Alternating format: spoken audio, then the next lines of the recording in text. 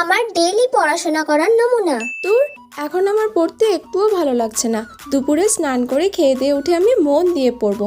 এখন আমি উঠে পড়ি। দুপুরে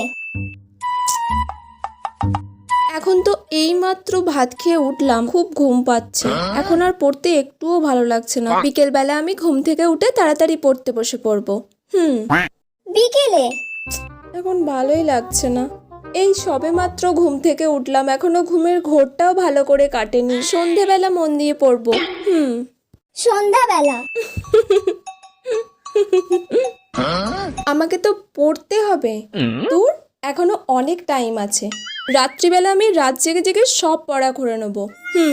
এখন একটু ফোনটা নিয়ে ঘাঁটি। রাতে